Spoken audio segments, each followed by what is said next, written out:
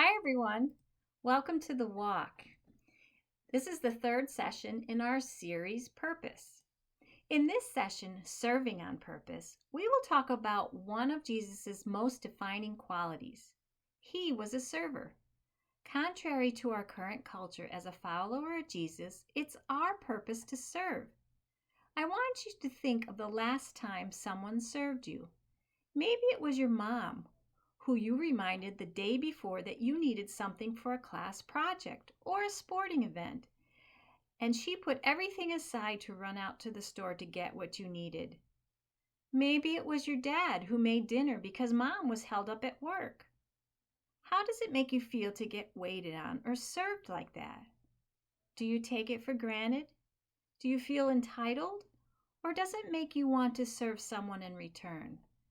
Let's take a look and see what the Bible has to say about serving each other.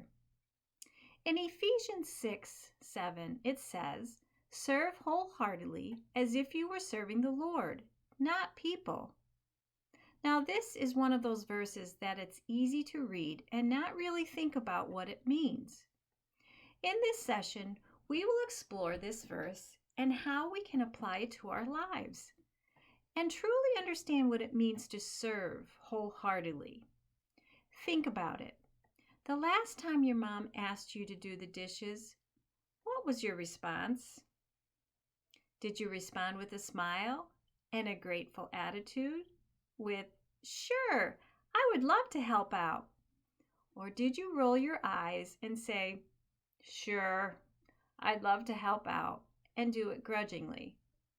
Did you sincerely want to help out, and were you truly happy to do the best you can and put your heart into the job? If so, that's what it means to serve wholeheartedly. Now, I'm guessing that you helped out, but it probably wasn't with a smile. And that's what God is calling us to do, to serve wholeheartedly. Think about what it means.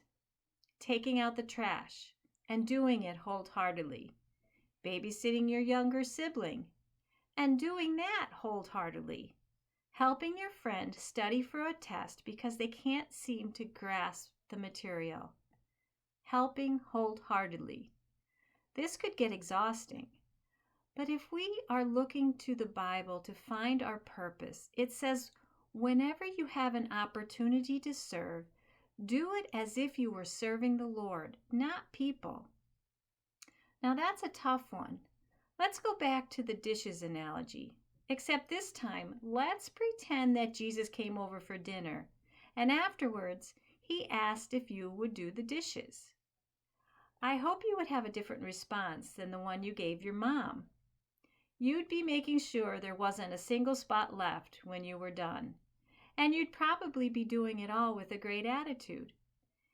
Imagine really treating every person you serve the way that you would treat Jesus if he asked you to serve. Imagine how much your life would change. Luckily for us, we have an amazing example when it comes to serving others. In John 13:4-5, Jesus did the most amazing thing with his disciples. So he got up from the meal, took off his outer clothing, and wrapped a towel around his waist.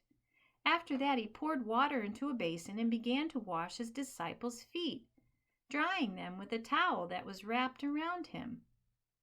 Okay, so what's going on here? Jesus, the Son of God, is getting down on the ground and washing his disciples' feet. I'm going to give you 2 reasons why this was an amazing thing to do.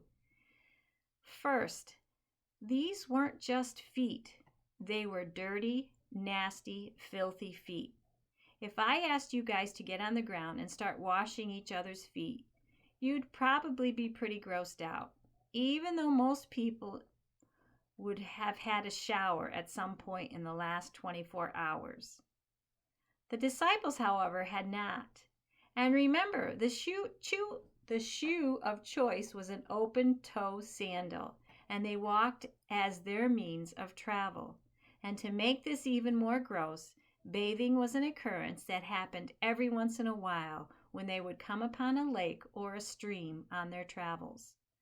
The second amazing thing about this act of service is not so much that their feet were nasty, but Jesus washed them the night before he was betrayed and taken away, beaten and crucified. And he knew it. He wasn't thinking about himself, not even the slightest of ways. His whole focus was on his friends. These 12 disciples were closer to him than anyone else in the world. He knew that this meal was going to be his final time with them. He could have talked about anything, done anything, asked anything.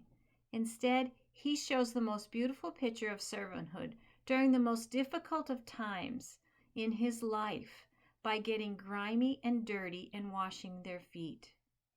When he had finished washing their feet, he put on his clothes and returned to his place. "Do you understand what I have done for you?" he asked them. "You call me teacher and Lord, and rightly so, for that is what I am. Now that I, your Lord and teacher, have washed your feet, you also should wash one another's feet. I have set you an example that you should do as I have done for you. And now that you know these things, you will be blessed if you do them." That's in John 13:12 through 17. Jesus knew that by serving others, we would be blessed. Not only did he lower himself to the position of a servant, getting on the ground and getting dirty, but the next thing he said completely tore apart social norms in this age.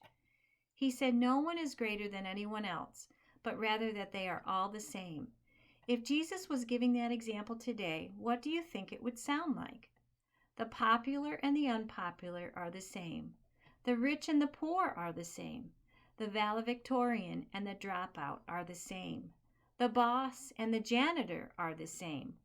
Try to wrap your head around that. Jesus is saying that the millionaire owner of a large company is not any better than the janitor who cleans the building's toilets. Why is that? It's because he loves them both the same. He came so that we might have life. He died so that we could live more abundantly by the forgiveness of our sins. No one is better than anyone else, and not one of us is too good to serve others. If we truly want to find our purpose, we must realize that following Jesus' example of servanthood is what we are called and created to do. I encourage you to watch the Acts of Kindness video on this page and watch people's reactions. These were simple, easy acts of service, and it made them happy. But I want you to notice how surprised they were. Why? Because in our world today, it's not common to serve other people, to sacrifice something and to expect nothing in return, to go out of your way to help someone else. And that's what makes it so powerful. As we continue to follow in the footsteps of Jesus and truly explore what our purpose is, let's add serving wholeheartedly to our quest to finding our purpose. And be uncommon. Surprise someone with service. Have a great week. Love and miss you all.